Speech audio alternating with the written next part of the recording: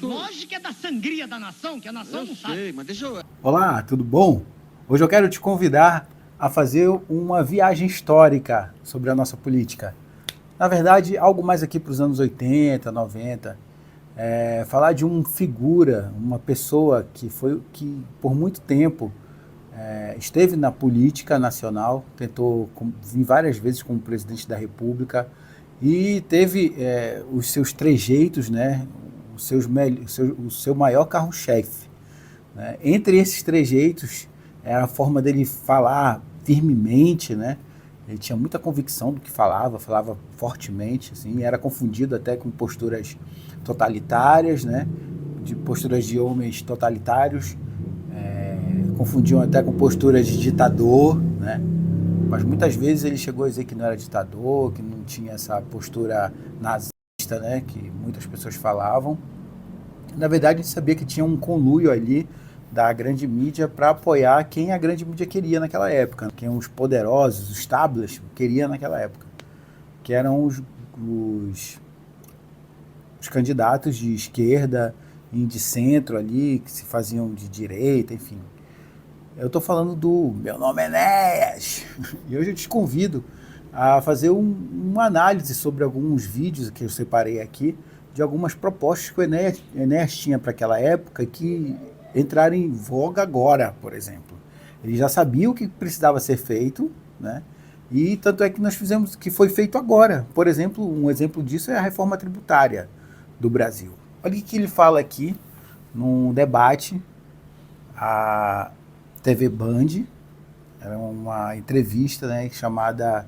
O nome do programa era Entrevista Coletiva, onde eles entrevistavam alguns presidenciáveis daquela época, e o Enéas foi um dos entrevistados daquele ano. Dá uma olhada só. Donés, deixa eu fazer uma perguntinha, voltando... Quem está falando? Só uma retificação aqui. Aqueles 4 bilhões de serviços da dívida por mês não existe, viu? Opa! Existe de 600 a 800 milhões. Um minutinho. Sabe o que? Deixa eu ver. 600 a 800 milhões, e que é muito dinheiro. É muito dinheiro. Vai dar, no final do ano, uns 8 bi para 10 bilhões. Posso redarguir? Posso? Pode, claro. O senhor está convidado, de público, na frente de todo mundo, para que nós chequemos esses dados onde o senhor quiser.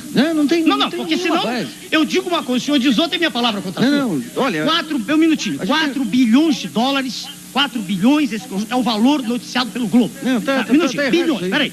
E a pessoa que me dá o número 6 bilhões é o professor Décio Garcia Munhoz, titular de Política Econômica em Brasília. Outro nome, o professor Marcos Coimbra, professor da Escola Superior de Guerra, e o senhor deve conhecer, que o senhor já esteve... Não, assim não. Quer dizer, o senhor tem um número, eu tenho outro. Não, eu vou explicar o meu número, o senhor apresenta o seu aí. Não, mas eu não trouxe nada. Eu vim... Mas eu apresento a lógica. A lógica o senhor... Lógica é da sangria da nação, que a nação não sabe. Eu sei, mas deixa eu... A lógica do valor.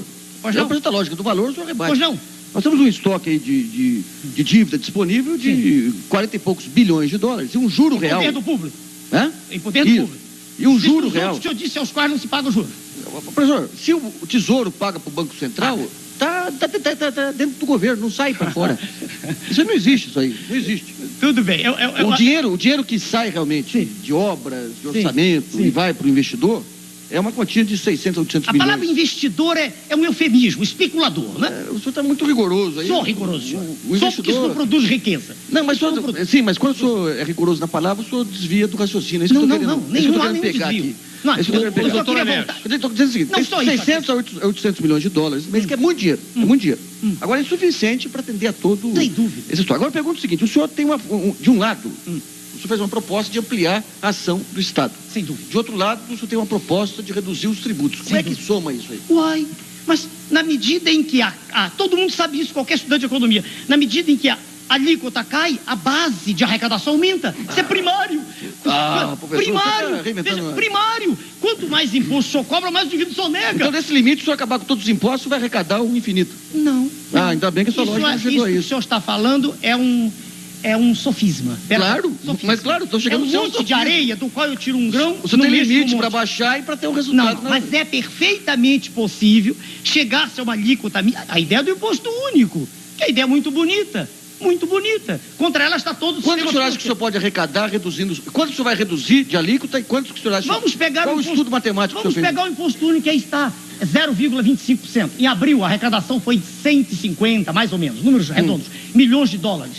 0,25, se o senhor multiplicar por 8, o senhor tem 4, que é a proposta do professor Marcos Sintra.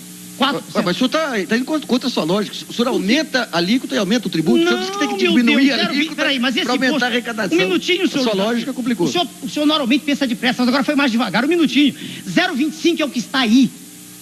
A ideia do imposto único é 4%, não é 0,25%. Mas o senhor mesmo disse que quando aumenta impostos, reduz a arrecadação. Por favor, mas ele substituirá todos os outros, senhor. Mas o senhor está falando meu. Que isso? Essa lógica não está batendo. Não, está certo. O senhor que não está acompanhando. O IPMF foi mais uma sordidez que o governo fez contra todos, contra até as empresas. E todo mundo que emite cheque. O IPMF foi um imposto a mais. Eu estou falando do único no qual se baseou a tese espúria do IPMF. Então, no imposto único, proposta bela do professor Marcos Sintra, com toda a controvérsia que possa existir, ele pressupõe 4%. 12 de quem emite, 12 de quem retira. Isso representa 8 vezes o que existe hoje. Só uma perguntinha. Pois primeiro, não é 4, é um de quem. É um de cada lado. Meu Deus do céu, eu tenho o livro dele. O segundo é o seguinte, professor. Deixa eu perguntar uma coisa. Espera aí, o senhor discorda de mim, nós não temos. Eu tenho o livro dele. Eu pediria só. Assim não dá. Concluísse o seu raciocínio. Há outras perguntas aqui.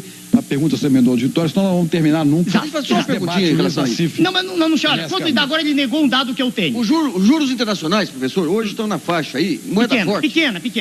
Vamos pôr, exagerando, 8%. Eu não falei juro internacional. Falei daqui. Deixa eu chegar lá. Vamos reedificar a ordem do programa. 8% ao ano. O doutor Luiz Nassif faz uma pergunta.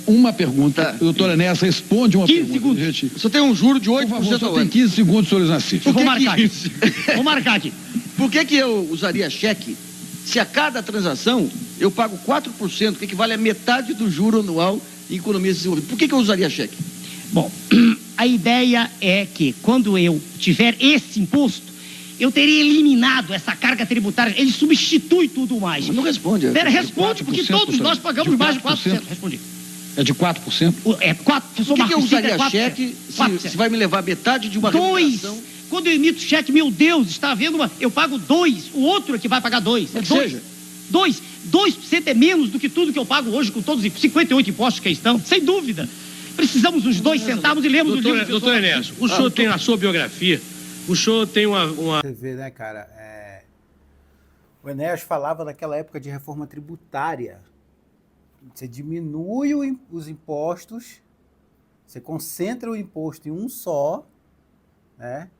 Que era o imposto único, e você ali diminui a carga tributária sobre os contribuintes, e você consegue ter um aumento na arrecadação. Era isso que ele estava falando aqui.